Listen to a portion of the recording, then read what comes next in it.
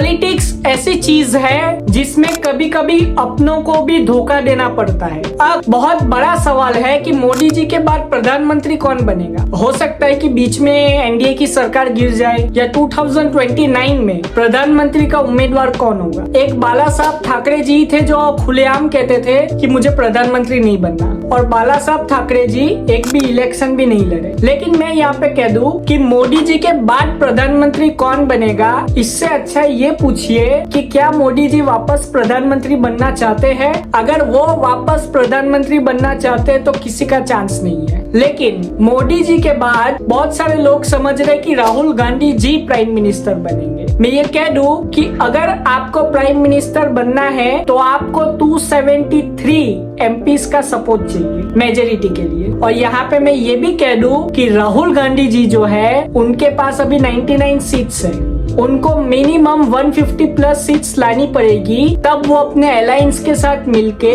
प्रधानमंत्री के पद के लिए दावा ठोक सकते हैं। लेकिन मैं कह दूं कि राहुल गांधी जी ने अभी तक प्रधानमंत्री पद के लिए दावा नहीं ठोका। सोनिया गांधी जी ने भी प्रधानमंत्री पद को ठुकरा दिया था और मनमोहन सिंह जी को प्रधानमंत्री बना दिया था। अब यहाँ पे कौन से दूसरे उम्मीदवार है जो राहुल गांधी जी के रास्ते में आ सकते हैं। तो सबसे पहले तो है अमित शाह जी, जिसको मोदी जी का उत्तराधिकारी भी कहा जाता है। मोदी जी के बाद चांसेस है कि अमित शाह जी प्राइम मिनिस्टर बनेंगे अगर मोदी जी प्रधानमंत्री नहीं बनना चाहते तो। लेकिन अमित शाह जी के साथ एक और कंपटीशन है, वो है नितिन गडकरी जी। नितिन गडकरी को अपोजिशन भी सपोर्ट करता है। अपोजिशन के एमपीज भी कहते हैं कि जो नितिन गडकरी है वो प्राइम मिनिस्टर की कुर्सी तक पहुंचने चाहिए, क्योंकि नितिन गडकरी ने काम ऐसे किए हैं। आप अगर इंडिया के इंफ्रास्ट्रक्चर में देखोगे, हाल ही में ये जो 10 साल में इंफ्रास्ट्रक्चर डेवलपमेंट हुआ उसमें नितिन गडकरी जी का बहुत ही बड़ा हाथ है। नितिन गडकरी जी ने बहुत सारी डेवलपमेंट की है। लेकिन बहुत सारे दूसरे भी कंटेंडर है अपोजिशन से, जैसे कि अखिलेश यादव हो गए, डीएमके के एमके स्टालिन हो गए, और फिर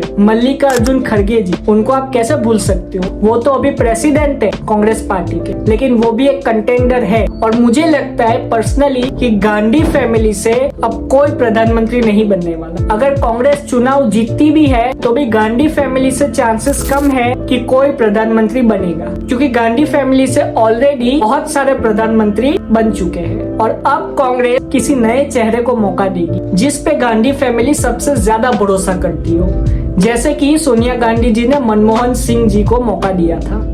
यहाँ पे मौका दिया जाएगा मेरे हिसाब से मल्लिकार्जुन खड़गे जी को। मल्लिकार्जुन खड़गे जी सबसे ट्रस्टेबल इंसान है गांधी फैमिली के लिए अभी के लिए, तो हो सकता है वो बने।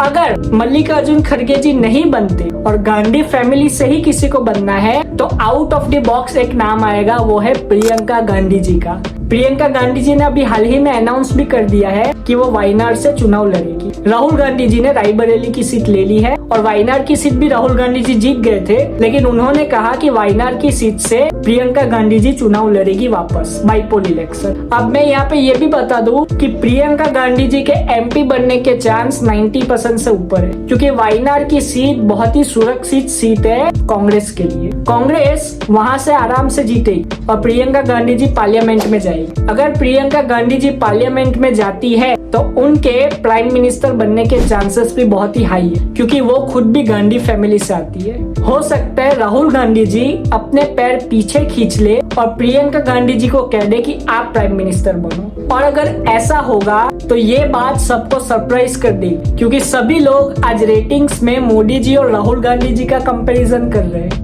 कोई भी प्रियंका गांधी जी को देख नहीं रहा, लेकिन प्रियंका गांधी जी भी पीएम की कुर्सी के बहुत ही बड़े कंटेंडर है, मैं ये भी कह दूं। और अगर अपोजिशन से कोई ऐसा फेस हुआ जो कि गांधी फैमिली से नहीं है तो वो गांधी फैमिली का ट्रस्टेबल इंसान ही होगा। आगे मैं ये भी बता दूं, पहले तो बीजेपी में ही इतने सारे कंटेंडर है और आज भी जो जनता है हमको ये तो मानना पड़ेगा कि बीजेपी पे ट्रस्ट करती है। और अगर नरेंद्र मोदी जी अपना राजनीतिक करियर छोड़ भी देते हैं, लेकिन फिर भी उनका जो मोदी मैजिक है वो बरकरार रहेगा और वो जिसे चाहते हैं उसे प्रधानमंत्री बना सकते हैं बीजेपी में से। और नीतीश कुमार भी लाइन में लगे हुए हैं। आप अपनी राय कमेंट में जरूर बताएं। जय हिंद।